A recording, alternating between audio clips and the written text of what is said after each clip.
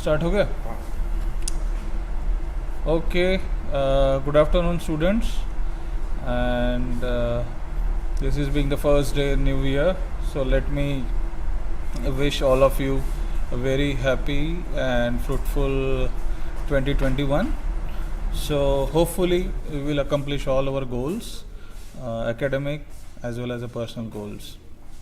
So today we are going to discuss a very interesting topic on water and the community health. As we all know, the environment constitutes an important determinant as far as comprehensive health is concerned, and water being the most important part of the environment. So it helps us to understand the overall how it affects the community health, so that the appropriate intervention can be taken in order to address various diseases associated with the water at the population level. So, how water and human health are related? We can say both the adequacy for any factor is critical to maintain the balance. So, both excess of water as well as the deficiency of the water leads to the various diseases or some malfunction in the human body. We all know water constitutes a major component of the body. You can see from this figure, most of the organs is constituted maximally by the water. So that's why water is a very critical element in our human body. So the quality of the water we take, the amount of water we take, and the water which surrounds us determines the health of a human body and health of a society, health of the community. We call it as a community health. So how water affects the community health? As I said, both sides, its inadequacy as well as the excess quantity affects the human health. As far as the inadequacy is concerned, at the individual level, if there is inadequate water, person is exposed to that, then it leads to poor personal hygiene, because to maintain the proper personal hygiene, the water is required. Now in the current ongoing pandemic, we realize the importance of adequacy of the water. Again, the dehydration as a personal level, be it any chronic condition, on the routine day-to-day life also, particularly during the hot weather, the chances of dehydration is there when there is a lack of intake of water. Acidosis, similar mechanism it affects through. At the community level, poor sanitation, the mental stress and social disharmony and the quarrels. We all know the sanitation, particularly in India, has a major issue as a major determinant of the health, particularly nutrition, related to nutrition and other communicable diseases. To maintain adequate sanitation, the water forms an important item, important constituents to maintain to maintain adequate sanitation at the community level.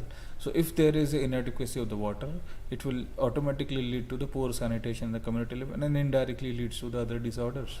Mental stress. If water, as I said, water is an essential component of day-to-day life. If there is a inadequacy of availability of the water, then it leads to the mental stress of an individual living in that particular area. Then social disharmony and quarrel. We all have seen that in day-to-day life there are many quarrel happens, social disharmony happens on the basis of availability of the water, to get a procure of the water, particularly the difficult part of the country, particularly in the desert area, the slum population, which already constitutes a vulnerable population. So population is already vulnerable, and the non-availability of the water again complicates the entire scenario and may lead to the social disharmony. Excess quantity of the water, flood. So we have seen the extreme weather events in last year, be it a cyclone or some floods. So that may lead to various disorders. We all know extreme weather leads to various disorders and illnesses. PTSD, post-traumatic stress disorder, again after any extreme weather events, the chances of PTSD, the mental health issues, has been reported across the globe.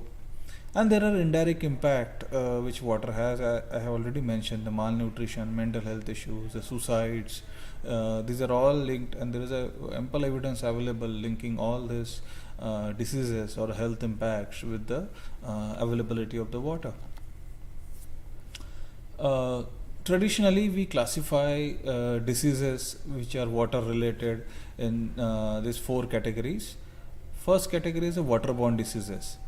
So, as far as the description is goes, the enteric infection spreads through the fecal contamination of a drinking water. Straightforward, fecal contamination we call it as a waterborne diseases. There are many examples in the common diseases, for example, typhoid, Campylobacter, giardiasis, Cryptosporidium cholera, and so far and so forth.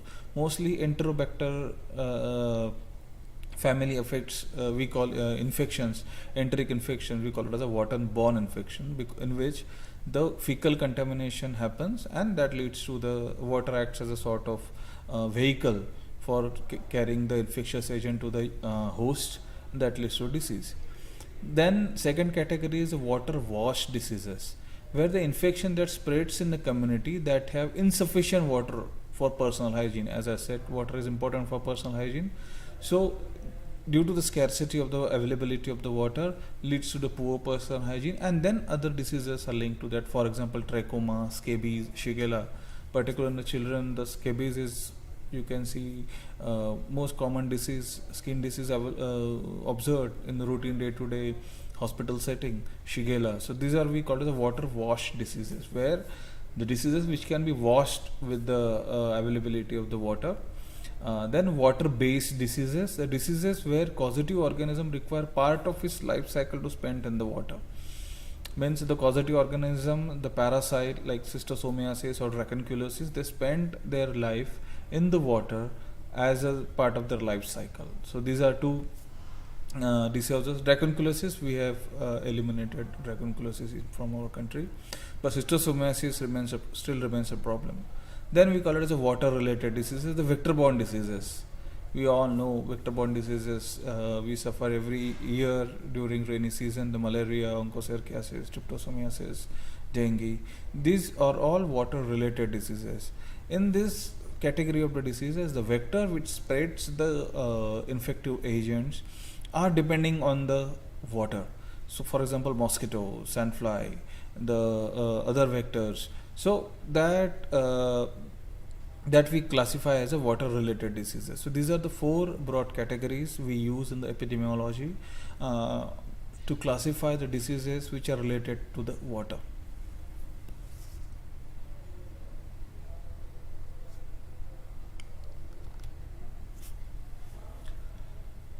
Coming to the diseases related to water and the sanitation and hygiene, we call it as a WASH strategy. Again, all of you must have heard this term WASH, usually coined by the UNICEF, that it includes the water, sanitation and personal hygiene. So if we say the contribution of WASH not quantified at the global level, so these are the hepatitis A, E, F, legionellosis, scabies, arsinosis, fluorosis, methanoglobulinemia. These are the diseases we still don't have the estimates of how much it contributes because of its subclinical infection, difficult to measure infections. Onchocerciasis, you can say 0 to 33%. The filariasis, malaria, or water related diseases, they constitute almost 1/3 to 2/3 of the diseases. And Ascariasis, hookworm, we call it as a worm infestation, dengue, schistosomiasis, JE, trachoma, they constitute 66 to 100% of the disease, almost 1/3 of the patient, 1/3 of the disease burden. And these are the diseases which are other than the diarrhea, which is a most common infection, particularly in the children. As I said, we discussed few issues, few diseases, few health outcome in detail. We call it chronic arsenic poisoning. Arsenic contamination of water is the most common disease which occurs particularly in the belt of river bed, where the major river flows. For example, in the Ganga belt region, Ganga river bed region, from the Himalayan region to Bangladesh, West Bengal, and so on and so forth. So where in these regions, because of the river bed, the arsenic comes into the in the water table, and it contaminates the water, and that contaminated water gets consumed by the population. That leads to all these diseases which are depicted in the figure. So more than 100 million people potentially at the risk of groundwater contamination in India. So it is a major public health problem, and most of the it affects almost all organs, but skin and the carcinogenic impacts of arsenics are well documented, and it has lead to various interventions at the community level in these affected areas.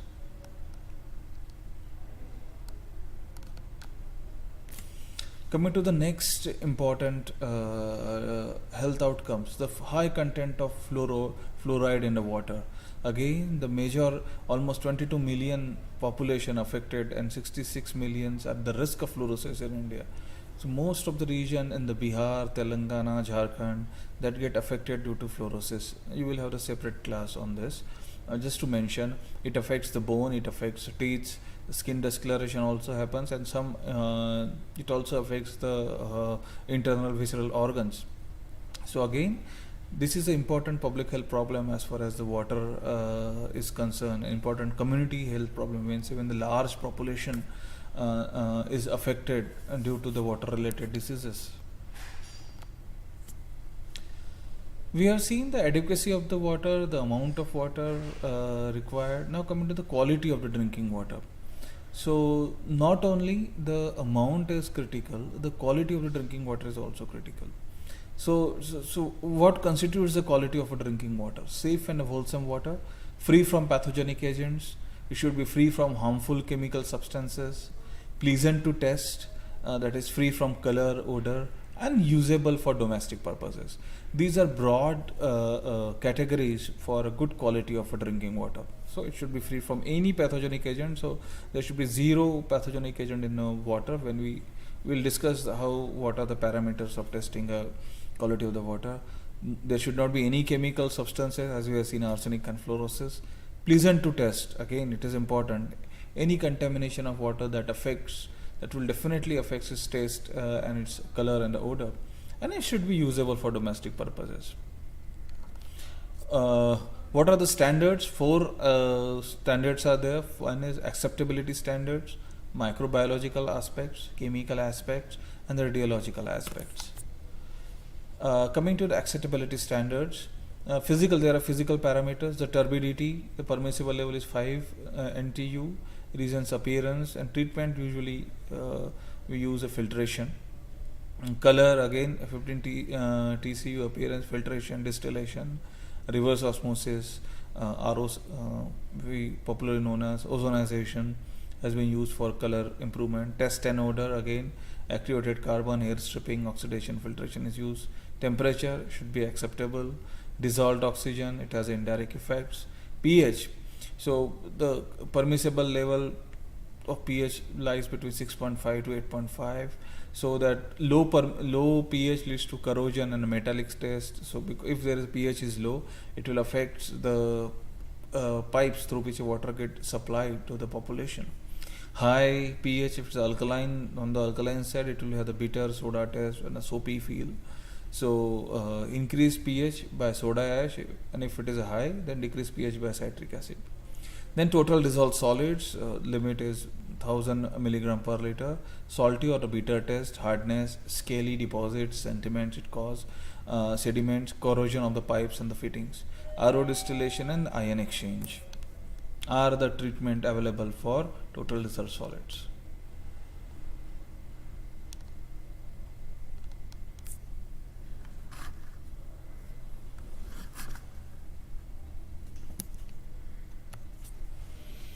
Coming to the acceptability, so it has, as I mentioned, the inorganic constituents. There are various chemicals which are tested for checking the quality of the water, and various chemicals has their effect on if they are present in excess quantity in the drinking water, and it has its impact on the health also.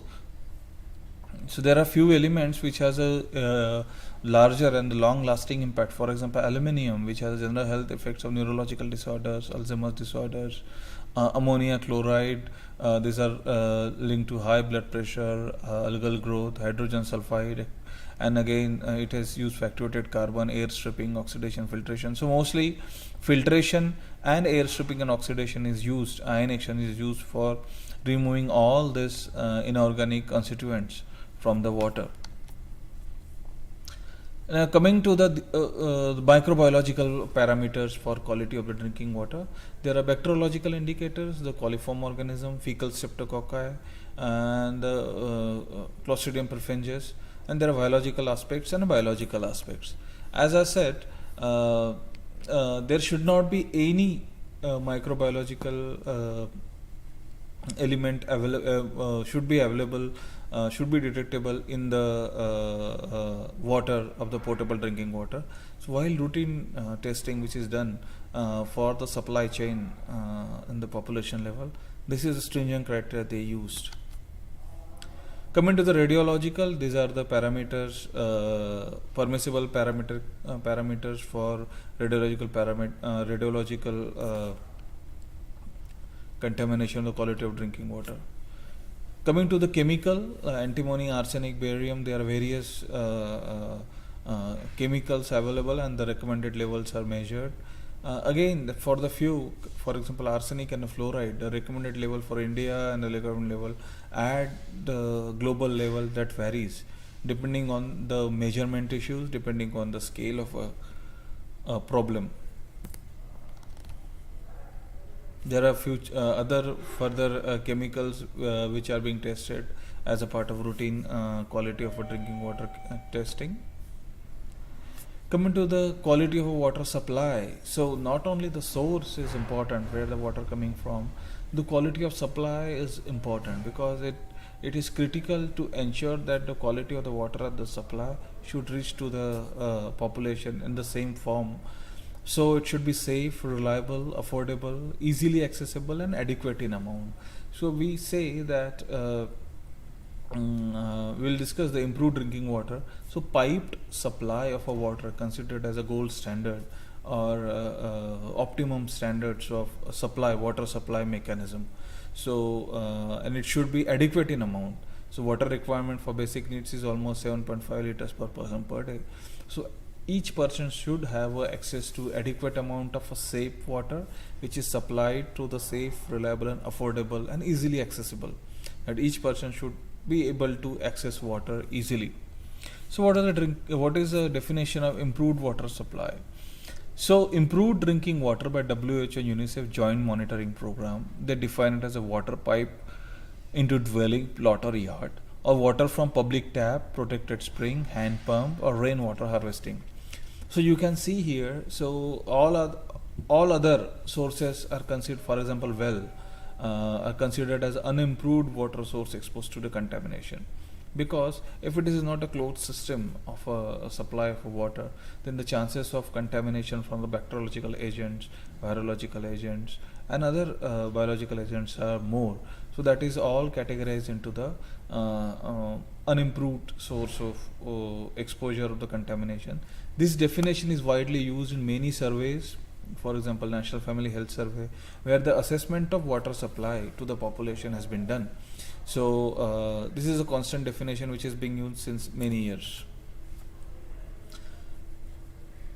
Coming to the sanitation, the provision of the facilities and the services for safe disposal of the human urine and the feces is considered as a sanitation. So what it includes, the facilities and the services for safe disposal, both urine and the feces. So not only in terms of the collection as well as the disposal. These are the two important components which is considered as a sanitation. It also includes the hygienic condition through the service through garbage collection, wastewater disposal. So the open garbage, the garbage collection at household level, at the community level, and the wastewater disposal, be it industrial waste, be it household waste. So all these are two important additions into sanitation which were made.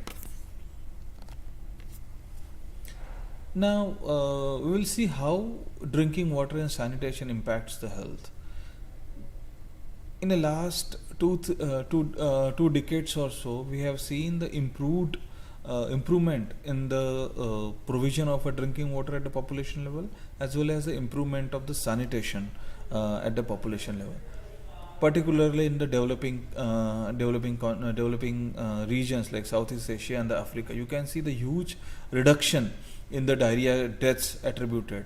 We all know the deaths due to diarrhea are more common in the under 5 children, the most common cause of deaths, particularly younger in the infantry and as well as in the under 5 children. So you can see the interventions which were targeting wash in the low and middle income countries had led to the significant impact of reduction of the deaths due to the diarrhea, and particularly in the younger vulnerable population. So you can see here the interventions targeting wash has very gross impact at the community level. Because why it has a gross impact? Because it has a holistic it affects in a larger context, it affects disease in the vulnerable to the large extent. That's why when you have interventions for improvement of drinking water supply or improvement of sanitation, the chances of getting a high yield for your intervention is more. We can see the commitment at the global level also with respect to the provision of a drinking water as well as the sanitation. The goal number 6 in the SDGs, Sustainable Developmental Goals, which are supposed to be achieved by 2030 and in 2015, is sort of dedicated to clean water and sanitation. You can see, if we clearly see the target here, to achieve a universal and equitable access to the safe and affordable drinking water. This is important. Universal access is critical, and equitable access. Equitable access means the person who needs more water should get more water, should be accessible to the drinking water. To achieve access to the adequate equitable sanitation, that is another target, hygiene for all, and end open defecation, paying special attention needs to the woman, girl and those vulnerable situations. We have seen that there is last few years we have seen the school dropout, particularly among women, due to non-availability of the toilets in the schools. So recently, in the last few years, the availability of the toilet in the school increased during Swachh Bharat mission. So you have seen the increase in the enrollment, increase in the continuity in the education, and the decrease in the dropout, particularly among the girls. So the interventions affecting these two determinants of health, that is drinking water and sanitation, has a huge impact at the societal level that we need to understand. Now coming to what is the Indian scenario with respect to drinking water and sanitation. Burden of the water related diseases, as I said, the diarrhea is the most common disease transmitted through the water, and it is the most common health outcome related to water related diseases. So diarrheal disease constitutes a top 5 disease as far as the children are concerned, as well as any deaths are concerned. So these are the deaths across the age group. Diarrhea constitutes a top disease as far as the under 5 children are concerned, but across the cutting age also, it also features in the top 5 diseases. Not only diarrhea, the malnutrition, which affects the health in a holistic manner, and which leads to the leads body to which makes body vulnerable and susceptible to the intellectual outcomes, intellectual failures, the other infectious diseases related outcomes. So this has been found to be associated with the poor sanitation in the recently concluded Lancet study. Though we have recently we have information available to NFHS 5, but that information is limited to the few states only. So that's why we have only put NFHS 4 as a recent survey reports. So you can see here, over the period of time, we have seen the decrease in the prevalence of the diarrhea, decrease in the children with diarrhea receives the ORS, that is again important indicator of the as health system responds. We have also added the zinc, that still it is on the increase, it is still on its initial stages. we can see here it is constitute both diarrhea constitutes an important burden as far as underfed children are concerned. Coming to the sanitation, household with improved drinking water source, almost 90% as reported in NFHS has access to the improved drinking water source, as we have said what it constitutes. And almost both, it's very heartening to see the rural and urban area almost have equal percentage of households with the improved drinking water source.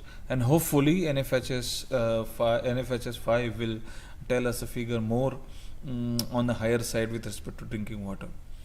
As compared to the improved sanitation facility, the improved sanitation facility includes the facility for toilet. It can be shared, but it should be closed, and there is a definition associated with it.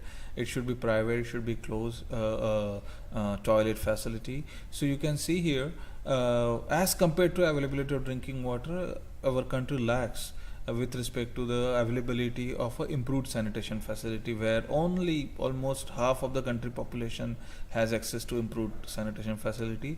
And situation is more grim, particularly in the urban slum population, where the population itself is a vulnerable, and because of the lack of these facilities, that makes this population more vulnerable. So there is a continuous spiral in which this population goes in from these particular areas.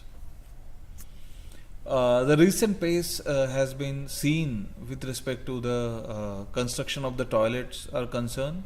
As I said, under the Swachh Bharat mission, which is being launched in 2014, and lot of focus has been given to the construction of the community toilets, construction of the toilet at the schools in India, and also maintenance of the toilets. You can see the graph as far as the map in India is concerned, it turns to blue. So almost all, as for this particular definition, the availability of the well constructed toilet, almost entire population in the country so far has access to the improved sanitation. But the challenge still remains. This figure only tells us about the availability of the toilet facility. The challenge still remains with the use of this facility. There are various behavior related issues available, which has been reported from the various settings, rural, urban, both settings, with respect to the use of these toilets. There are a community which still feel uncomfortable while using toilets. There is an issue of a water supply to these toilets that leads to the non-use of this toilet. Due to the lack of advocacy at the various level, the constructed toilets are not being used. So we need to shift our strategy now onwards from constructing the toilet to the using the toilet. Our behavior change communication strategy should be focused on how to improve the use of these toilets over the period of time. There are various initiatives taken by Government of India, and this Nirmal Bharat Abhiyan and related to the improved sanitation is a very long program which is going on in this country. So we can see the Nirmal Bharat Abhiyan, Swachh Bharat Abhiyan, Swachhata Sarvekshan. Again, this Swachhata Sarvekshan is related. You must have seen there is it occurs in a competitive manner across the municipalities and the villages, particularly in the urban area. Across the municipalities, they apply. There are various parameters available in the Swachhata Sarvekshan. It includes majorly focus on the sort of facility for proper disposal of this adequate sanitation, disposal of the waste, household waste, industrial waste in the municipality, and the general cleanliness, how city looks, what is the disposal mechanism of various garbage and the waste in the municipalities. So there are various parameters available under which the assessment is done by the external agency, the external surveyors under this Swachhata Sarvekshan, and on a yearly basis the ranking of the municipalities has been done. So that instilled the sort of competitiveness in terms of the maintaining the surrounding clean and proper waste disposal. The plastic ban, the single-use plastic ban also gets incorporated into this Swachhata Sarvekshan related parameters, so that the single-use plastic use, which is considered as a hazardous to the environment, also get reduced. Jal Shakti Abhiyan, again, this is a recently launched initiative by the government of India. It aims to provide a piped water, we call it as an improved water source, to the entire all household. It's very ambitious mission. All households in the country, particularly in the rural area where it still lacks in the slum areas. Then the important projects, which is again ambitious projects, which it is again in the planning stage since many years, the river linking projects. Because in some part of the country is always in the floods, let's say in the Brahmaputra region, Bihar, and some part of the country always in the droughts, particularly in the Maharashtra, some Telangana region. So this interlinking of the river will leads to the distribution of water across all regions in the country. That will prevent the flood situation as well as the drought situation in the community, and also helps to ensuring supply of water for agriculture related purposes. So this is again ambitious project which is being currently underway in India. Now coming to the last slide, and this is again the flavor of the season, COVID-19 pandemic. There has been many research going on with respect to the potential fecal-oral transmission of the SARS-CoV-2. So there are various hypotheses have been suggested. I have quoted one of the article which is published recently online in last year, that untreated contamination of drinking water, raw and poorly cooked marine aquatic food. So through the food, it has been hypothesis that the COVID transmission might have occurred through the water related mediums. So if it is like that, then our interventions also should focus on that. Still there is a lot of evidence needs to be generated on this aspect, so that appropriate interventions can be taken. So in the nutshell, as I said, because water makes an important constituents of our human body, so not only at the individual level, the availability, adequacy and the quality of drinking water and the sanitation has a huge impact as far as the community health is concerned. So any strategy addressing these factors at the community level has huge gains with respect to the health, not only with respect to the health but also with respect to the economic gains, because that will not only the improvement in health leads to the improvement in productivity of a population, so that contributes to the GDP in the community. So these interventions linked to the WASH has huge impact on the economy and the GDP of the country, and we have our road ahead to improve both the drinking water supply as well as the adequate sanitation, until and unless we achieve equity with respect to the region, with respect to the vulnerable population, with respect to the gender at the community level. So that's it with respect to this lecture. Thank you.